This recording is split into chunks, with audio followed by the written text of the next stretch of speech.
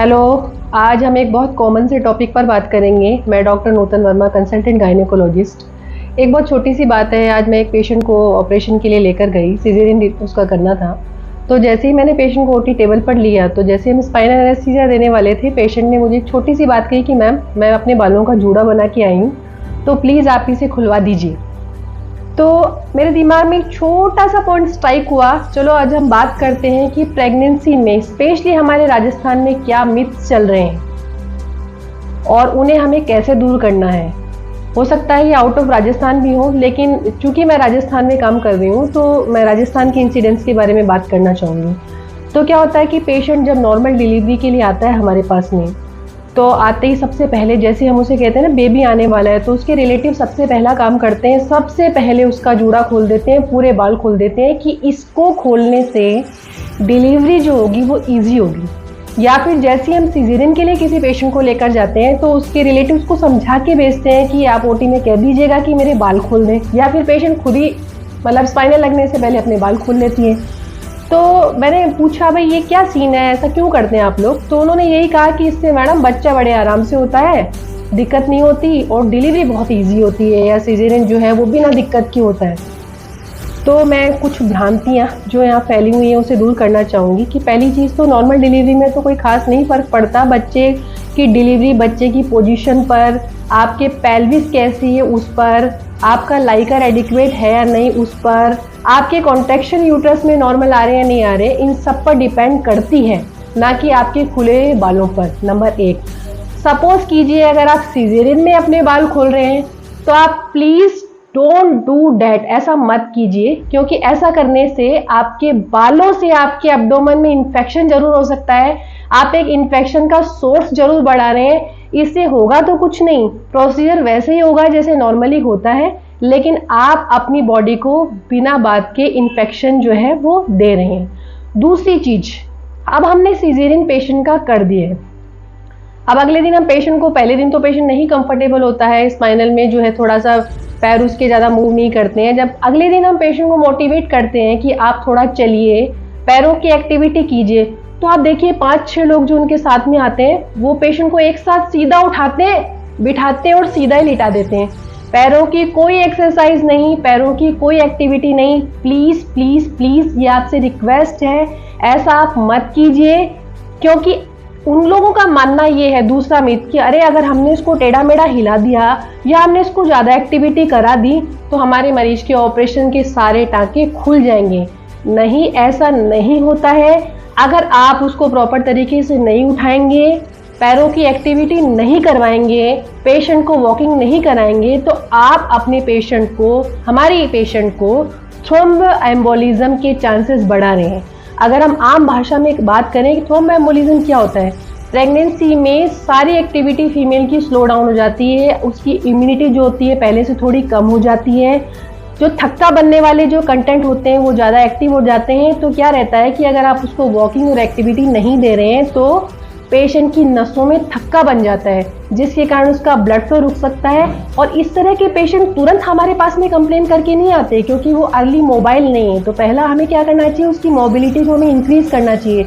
अमूमन इस तरह के पेशेंट लगभग 1 मंथ की ड्यूरेशन में या 1 मंथ के बाद आते बोलते हैं कि हमारे पैरों में मैडम रेडनेस है, पैर बहुत मोटा हो गया है, पैर में बहुत सूजन आ रही है, या फिर पैर में बहुत सीवियर पेन हो रहा है। तो प्लीज़ आप ऐसा मत कीजिए। ये जो दूसरी भ्रांति है इसको प्लीज़ अपने दिमाग से निकालिए और पेशेंट को वॉकिंग करवाइए।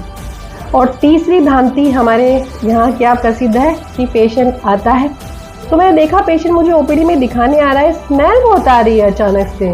ये इतनी स्मेल भाई कहाँ से आई? जैसे ही पेशेंट लेटा, जैसे पेशेंट की सर्जरी हो चुकी थी और सर्जरी हुए भी लगभग 20 से 25 दिन हो चुके थे, सिजेरियन डिलीवरी। अब वो मेरे पास में लेटा, मैंने देखा भाई उसके पेट पर बिल्कुल टाँके एकदम काले काले हो रहे हैं, काफ़ी टाइम से वो नहाई नहीं है, उसकी बॉडी में से, उसके कपड़ों में से स्मेल आ रही है। मैंने पूछा भाई इतनी स्मेल क्यों आ रही है, आप नहाए नहीं? नहीं मैडम, हमारे आसपास के लोगों ने कहा है कि नहाने से आपके टाँके खराब हो सकते हैं। भाई ये किस तरह का मिथ है? आप इस बात को अपने दिमाग से निकाल दीजिए कि आपके टाँके नहीं नहाने से बच जाएंगे। आपको सिजेरियन के बाद भी नहाना है, अपनी बॉडी को साफ रखना है, क्योंकि अगर आप नहीं नहाएंगी ना तो आप अपनी बॉडी में इन्फेक्शन क्रिएट कर रही हैं, उसके कारण आपके टाँके सड़ेंगे। और दूसरी चीज आप ये देखिए, आपने नोट किया जब आप बच्चे को दूध पिलाती हैं तो आपका बच्चा बार बार उबाक करता है, आपको लगता है बार बार उल्टी आ रही है। क्यों आ रही है उल्टी?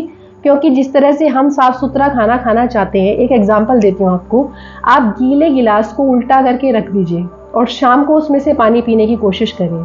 आपको लगेगा इस गिलास में से बहुत स्मेल आ रही है और मेरा दावा है आप उसको एक बार जरूर साफ करेंगे, फिर ही उसमें पानी पिएंगे।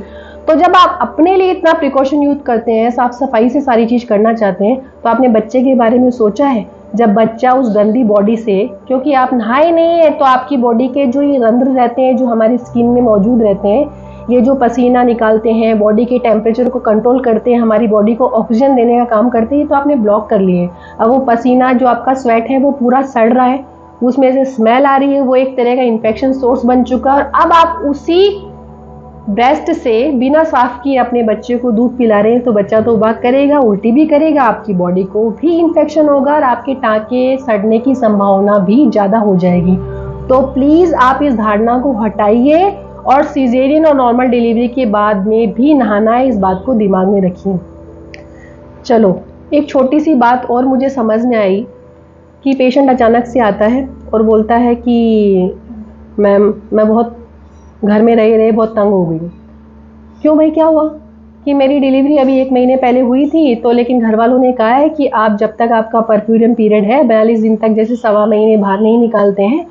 तो मैम मैं बाहर नहीं निकलती हूँ, एक ही कमरे में रहती हूँ, सबने कहा है बाहर जाने से आपकी चमड़ी इतनी कच्ची है कि वो खराब हो जाएगी, वो फट जाएगी। प्लीज़ आप इस धारणा को भी दूर कीजिए, क्योंकि अगर आपको रेगुलरली सुबह और शाम एक अच्छी ऑक्सीजन नहीं मिलेगी, आपको एक अच्छा रेस्पिरेशन सिस्टम नहीं मिलेगा, तो आपकी बॉडी के जो पोर्स हैं, इससे बॉडी के अंदर ऑक्सीजन नहीं जाएगी, तो आपको अच्छा खून नहीं मिलेगा, आपके खून का बहाव नहीं बढ़ेगा, तो आपको अच्छा नहीं लगेगा। आपको ऐसा लगेगा मैं बंद कमरे में साइकोसिस का शिकार हो रही हूँ। तो ये भी एक तरह की धारणा है। अच्छी स्किन के लिए, अच्छी मेंटल हेल्थ के लिए और अच्छी बॉडी में हमारे ब्लड फ्लो रहे, इन सब के लिए हमें ऑक्सीजन की बहुत ज़्यादा ज़रूरत है।